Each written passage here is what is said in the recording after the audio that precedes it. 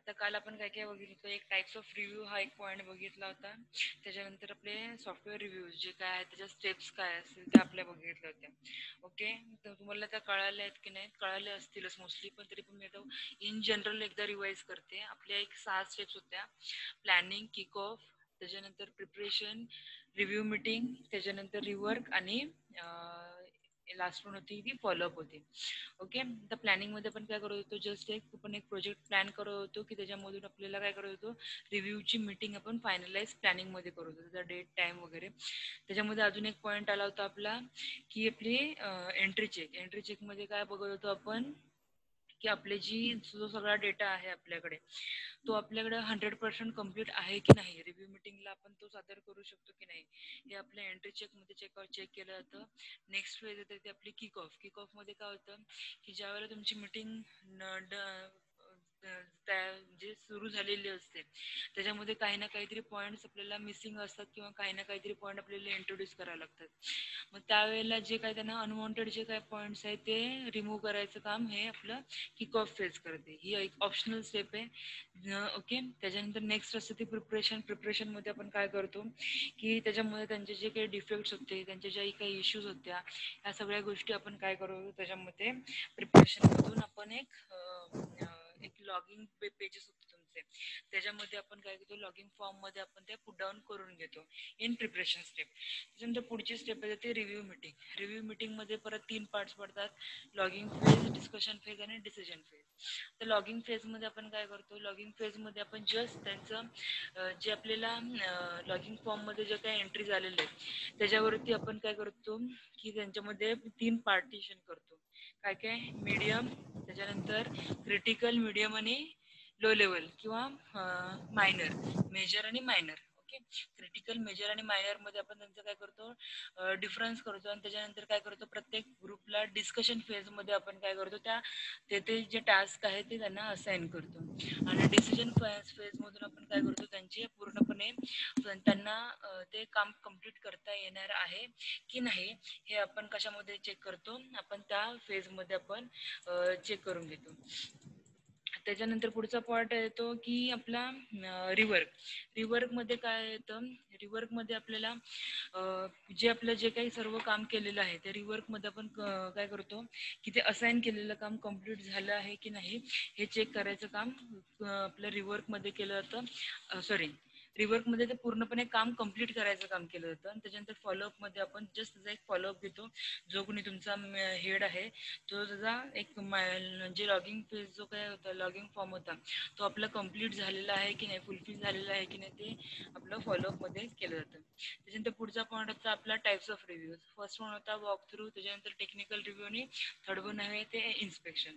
आता walk through मध्ये आपण काय करत होतो, वॉक थ्रू मध्ये आपण काय केलं होतं, जस्ट तुमच्या ह्याच्यात जो आपला तुमचा जो काय म्हणते बायर किंवा जो कोण तुमचा गिराईक आहे त्याच्याकडून आपण काय करत होतो, रिव्ह्यूज चेकआउट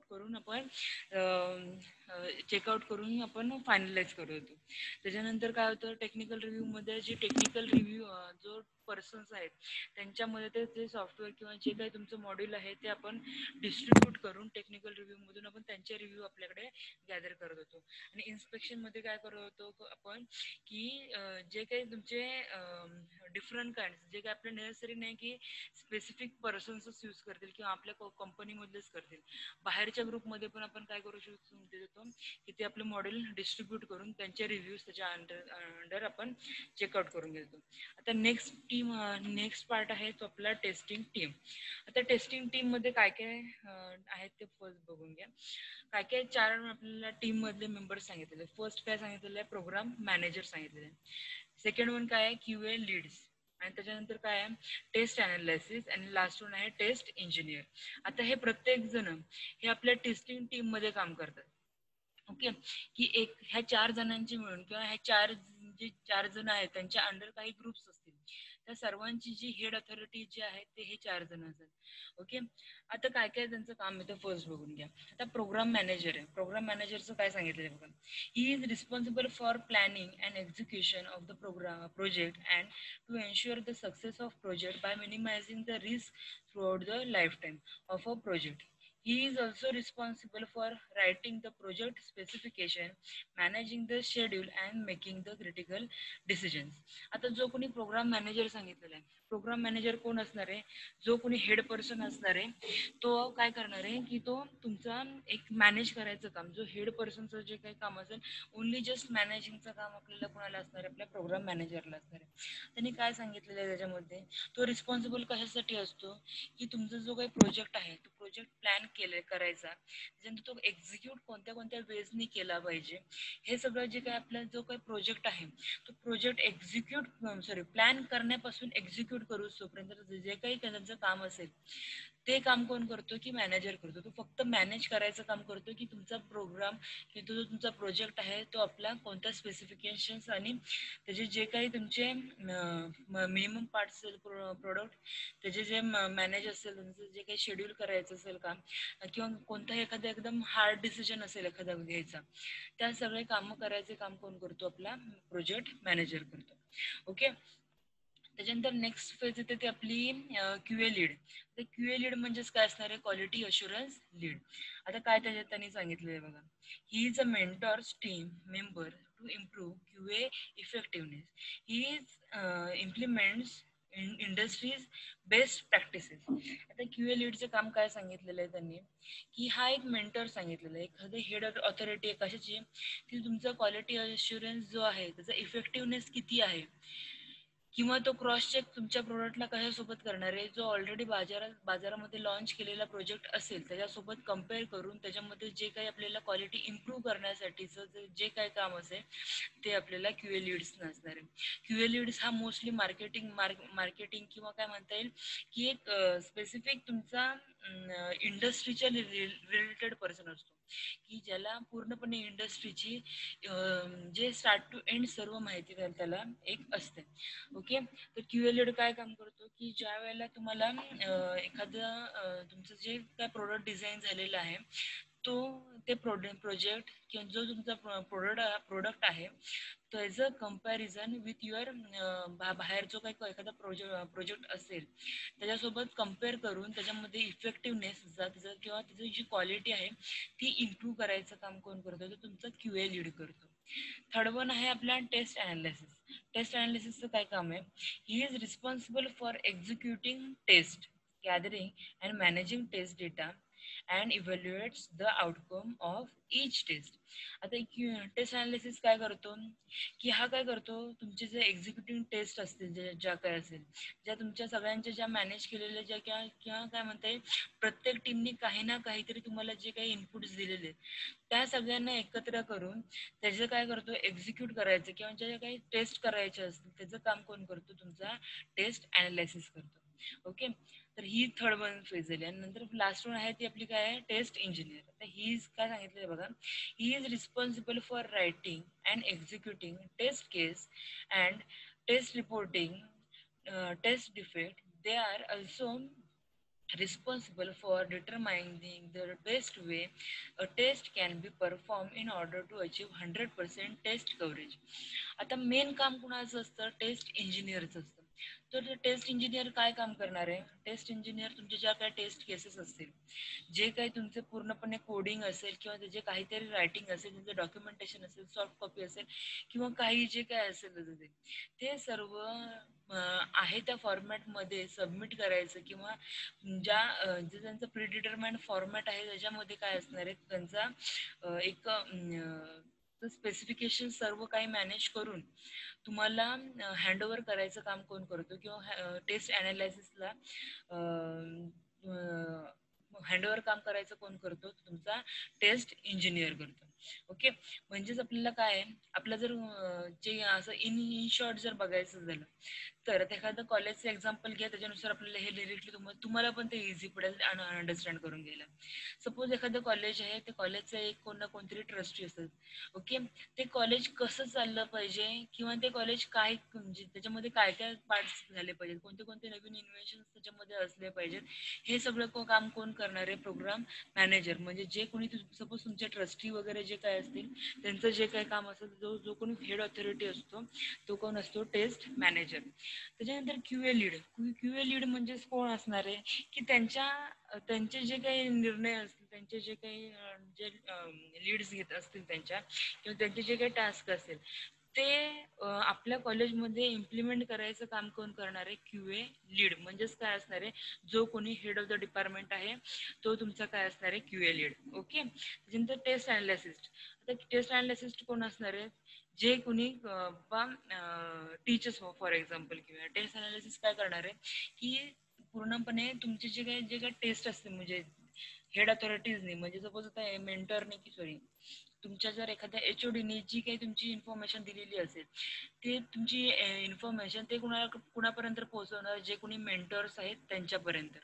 आणि मेंटर्सच्या नंतरची खालची जी कोण पार्ट्स असतात ते कोणते असतात, तुमचे टीचर, सब्जेक्ट टीचर असतील किंवा काही, म्हणजे ते कशामध्ये येणार आहे, तुमच्या टेस्ट इंजिनियर मध्ये येणार. म्हणजेच मला काय सांगायचंय की ही जी उतरती सिस्टीम आहे, किंवा काय म्हणते की ही जी सिस्टीम आहे ती आपली प्रत्येक काय करते की पूर्णपणे एकत्र येऊन पूर्णपणे एखादं कॉलेज चालवते, राईट ना.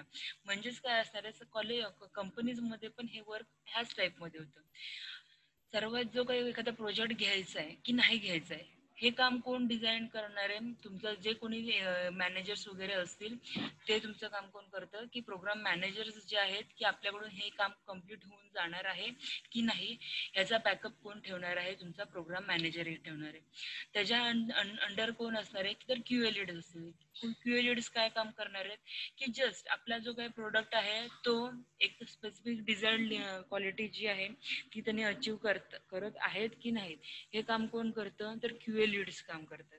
त्याच्यानंतर टेस्ट अनालिसिस्ट काय काम करणार आहेत, टेस्ट अनालिसिस आपले एकच काम करणार आहेत की तुमचे जे काही स्पेसिफिकेशन सांगितलेले असतील ते तुमचे फुलफिल झालेले आहेत की नाहीत, ह्याचं काम कोण करतं, तुमचे टेस्ट अनालिसिस करतात. आणि त्याच्यानंतर लास्ट पार्ट असतो आपला तो टेस्ट इंजिनियरचा. टेस्ट इंजिनियर काय करतात, तुमचं प्रोग्राम कोडिंग असेल, प्रोग्राम रायटिंग असेल, त्याच्यानंतर जे काही तुमचं एक्झिक्युशन असतील, तुमचे जर टेस्ट केसेस असतील ते सर्व डिझाईन, एक्झिक्यूट आणि डॉक्युमेंटेशनच्या फॉर्मॅटमध्ये देण्यापर्यंतचं काम कोण करतं, तुमचं टेस्ट इंजिनियर काम करतं. ओके. ह्या चारही टीम कळालेल्या आहेत की टेस्टिंग टीम मध्ये कोण कोण असतात आणि त्यांचं काय काय वर्किंग आहे. ओके. त्याच्यानंतर नेक्स्ट पार्ट आहे आपला टेस्ट केस डिझाईन. आता टेस्ट केस डिझाईनच्या दोन पार्ट सांगितले तुम्हाला, आपल्या ब्लॅक बॉक्स आणि व्हाईट बॉक्स टेस्टिंग. या दोन्ही पण टेस्टिंग एक बेसिक आयडिया तुम्हाला इन जनरल माहिती असेल. ओके. त्याच्यानंतर आपल्याला काय बघायचे तर टेस्ट केस डिझाईन बघायचे. तर त्याच्यामध्ये काय सांगितलेलं आहे बघा. फर्स्ट वन आहे ती आपली ब्लॅक बॉक्स टेस्टिंग आहे आणि सेकंड वन आहे आपली ती व्हाईट बॉक्स टेस्टिंग. त्या ब्लॅक बॉक्स टेस्टिंग मध्ये काय सांगितलेलं आहे बघा.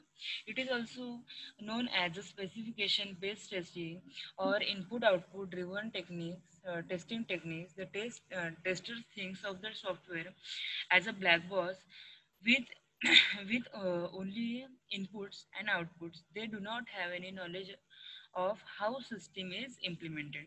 Okay.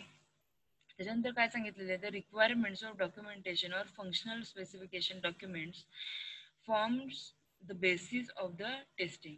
It includes both functional and non-functional testing. Okay, functional testing is concerned with what the system does, and non-functional testing deals with the performance and usability and maintenance etc. आता ह्याच्यामध्ये यांनी काय सांगितलेलं, ब्लॅक बॉक्स टेस्टिंग हा तुमचा input आणि output वरती only depend आहे. त्याच्यानंतर काय सांगितलेलं आहे की आपल्याला जे काही तुमचं system how the your system is implemented ह्याच्यावरती त्याचं काही असतं ते तो त्याच्यावरती लक्ष घालत नाही. कोण, ब्लॅक बॉक्स टेस्टिंग मध्ये ओनली तुमचं जे काही इनपुट आहे आणि आउटपुट आहे ह्याच्यावरती तुमचं काय असं संपूर्ण टेस्टिंग आहे ती डिटरमाइन केलेली असते. आता त्यांनी पुढे काय सांगितलेले आहेत आपल्याला टेस्ट केसचे आपल्याला टेम्पलेट्स दिलेले आहेत ब्लॅक बॉक्स टेस्टिंगचे. Okay. Fields of the test case template. Okay. आता फर्स्ट टेम्पलेट काय सांगितलेलं आहे, फर्स्ट आहे दिलेलं मॉड्यूल नेम, सेकंड वन आहे टेस्ट केस आय डी, आणि थर्ड वन आहे टेस्ट केस टायटल, त्याच्यानंतर डिस्क्रिप्शन आहे, आणि त्याच्यानंतर प्री कंडिशनर सॉरी स्पेलिंग चुकले, प्री कंडिशन, आणि त्याच्यानंतर लास्ट 6 वन आहे टेस्ट स्टेप्स, आणि लास्ट वन आहे एक्सपेक्टेड रिझल्ट. आता टेस्ट केस नेम मध्ये काय सांगितलेलं आहे, the name of module the test case is part of. Okay. जे काही नेम असेल त्याचे जस्ट आपल्याला नेम सांगायचं. त्याच्यानंतर आयडी. आता काय झालेलं असं प्रत्येक तुमच्या टेस्ट केसला एक स्पेसिफिक सेपरेट आयडी दिलेली असते. ओके, ते सांगितलेलं आहे it is unique ID given to the every test case. त्याच्यानंतर थर्ड वन आहे टेस्ट केस टायटल. एखादं स्पेसिफिक टायटल द्यायचं आपल्याला. ओके, आपल्याला हे ब्लॅक बॉक्स टेस्टिंग आणि व्हाईट बॉक्स टेस्टिंग वरती आपल्याला प्रोग्राम्स आहेत पुढे चालून. ते आपण बघताना हे आपल्याला स्पेसिफिक आयडी असेल किंवा काय आपल्या हे असतील नेम वगैरे कसं स्पेसिफाय करायचं ते मी त्यावेळेला तुम्हाला सांगेन. ओके, त्याच्यानंतर पुढचं काय दिलेलं आहे टेस्ट डिस्क्रिप्शन सांगितलेलं आहे. It describe the test case objects in detail. जे काही तुमचे ऑब्जेक्टिव्ह जे काय असतील तुमचे ते तुमचे डिस्क्राईब केले जातात कशामध्ये टेस्ट डिस्क्रिप्शन मध्ये. आणि त्याच्यानंतर पुढचा पार्ट असतो आपला प्री कंडिशनचा. प्री कंडिशन मध्ये काय सांगितलेलं आहे any pre requisites that must be fulfilled before execution of the test cases. Okay, आणि त्याच्यानंतर नेक्स्ट सांगितलेलं आहे test steps in detail description. जे काय असेल त्या टेस्ट स्टेप्स मध्ये येणार आहे. आणि नंतर लास्ट वन आहे ते एक्सपेक्टेड रिझल्ट. जे काही तुमचं आउटपुट असेल ते तुमचं काय असणार आहे ते तुमचं तुम्हाला आउटपुट म्हणून एक मिळून जाईल. ओके, एक एक जनरल आपल्याला टेम्पलेटची जी काही आपली एक फील्ड होत्या त्या इन जनरल तुम्हाला सांगायच्या होत्या म्हणून मी ही एक स्लाइड त्याच्यामध्ये इंट्रोड्यूस केलेली आहे. त्याच्यानंतर पुढचा जो पार्ट आहे तो आपला एक महत्वाचा पार्ट आहे जो काय techniques of black box testing. ह्या ज्या 4 टेक्निक्स आहेत त्या आपल्याला इन डिटेल एक्सप्लेन करून घ्यायचे. ओके, त्याच्यानंतर आता पुढे बघून घेऊया काय सांगितलं. आता काय सांगितलेलं आहे 4 टेक्निक्स सांगितलेले आहेत techniques of black box testing. 4 techniques सांगितलेले आहेत. काय काय सांगितलेलं आहेत बघून घ्या. इक्विव्हॅलन्स पार्टिशनिंग सांगितलेलं आहे. त्याच्यानंतर काय सांगितलेलं आहे बाउंड्री व्हॅल्यू अनालिसिस आहे.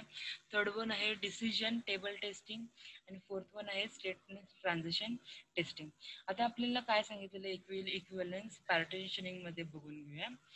It can be applied at any level of testing and it is often a good technique to use first. Okay. एक मिनिट.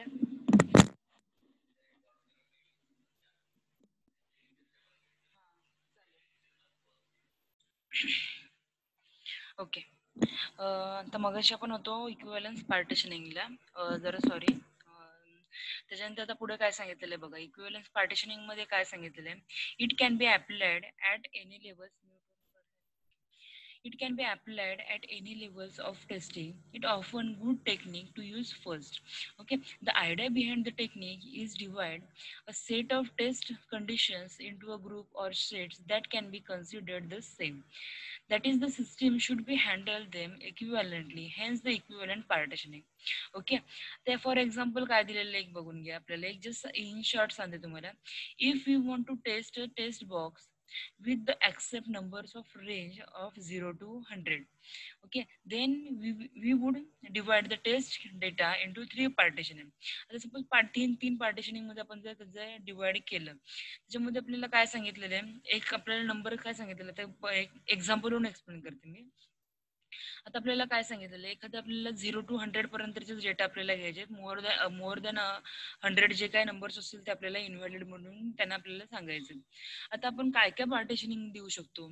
आता हे बघा सपोज आपल्याला 1 डिजिट आता 0 to 100 म्हणजे आपल्याला किती झाले फ्रॉम 1 डिजिट टू 3 डिजिट्स पर्यंत आपल्याला नंबर्स मिळणार आहेत राईट ना.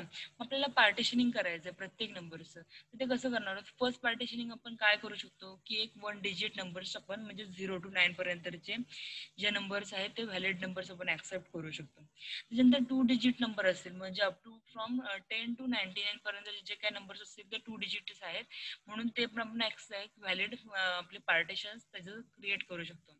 आणि थर्ड वन जे पार्टिशन आहे ते 100चं जे काही पार्टिशन आहे म्हणजे ते काय असणार आहे 3 डिजिट पार्टिशन असणार आहे ते आपण ऍक्सेप्ट करू शकतो. मोर दॅन किंवा अबोव दॅन 100 जे काय असतील 110 असेल सॉरी 111 असेल किंवा 101 असेल तर ते नंबर्स जे काय असतील ते तुमचे इनव्हॅलिड पार्टिशन मध्ये दाखवतील. म्हणजेच आपल्याला ह्याच्यामध्ये काय सांगितलेलं आहे की तुम्हाला जे ज्या काही टेस्ट केसेस आपल्याला दिलेल्या आहेत किंवा म्हणजे आपल्याला पार्टिशनिंग सांगितलेलं आहे इक्विव्हॅलंट पार्टिशनिंग त्याच्यामध्ये आपल्याला काय सांगितलेलं आहे एक ग्रुप स्पेसिफिक दिलेला असतो की त्याच्यामध्ये आपल्याला काय करावं लागतं टेस्टिंग करावी लागते.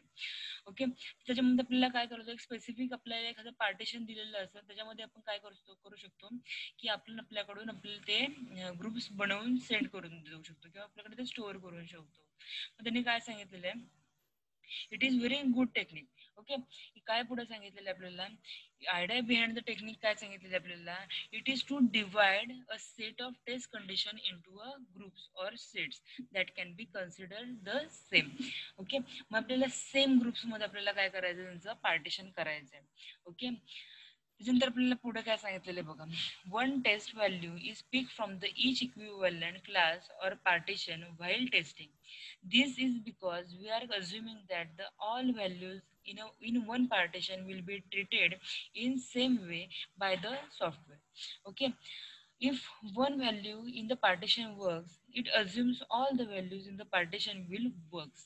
Okay, and if the test fails for one value, it is assumed that all other in the partition will be fail, and there is no point of testing other.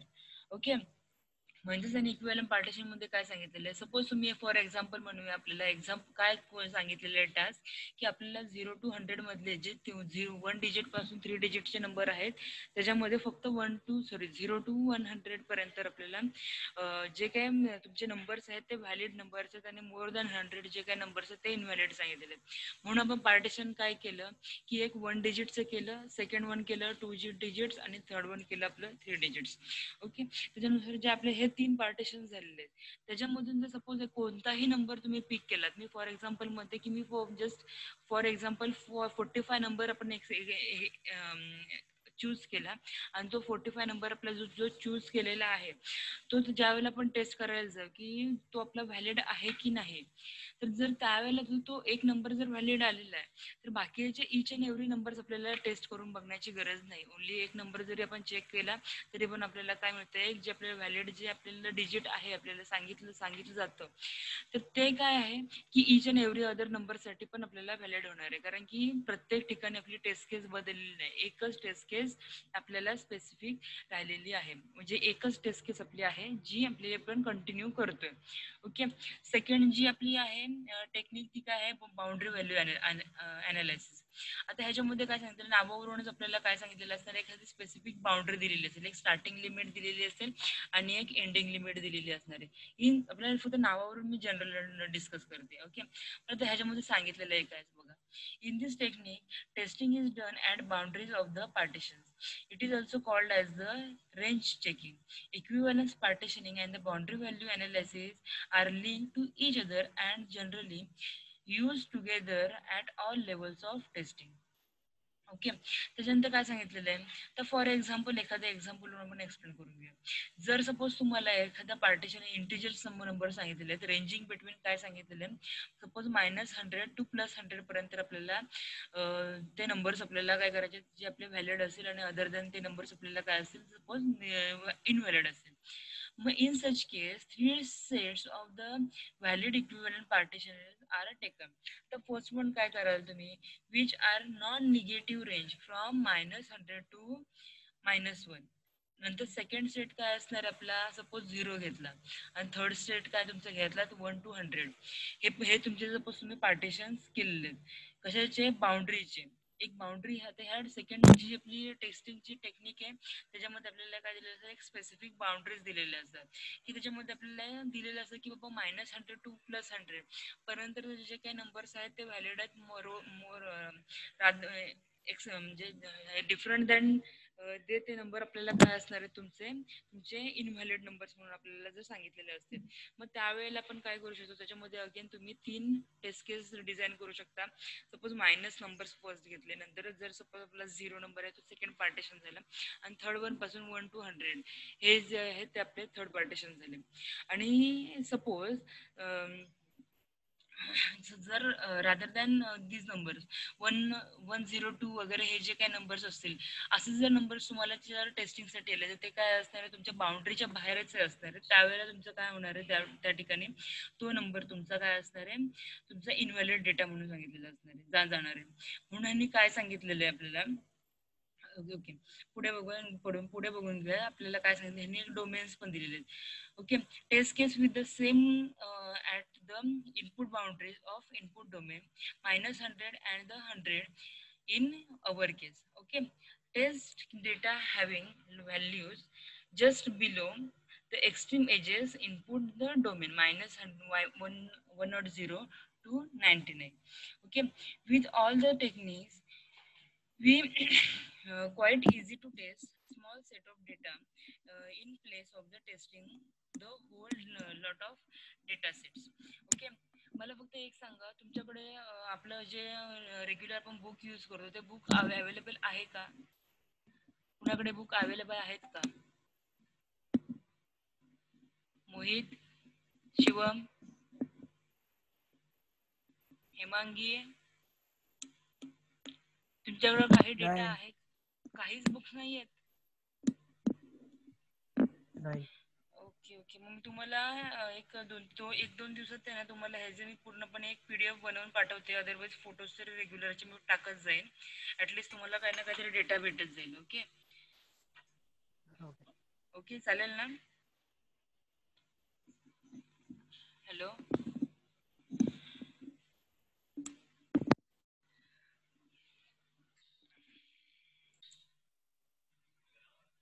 Hello, बोला कुणीतरी पटकन.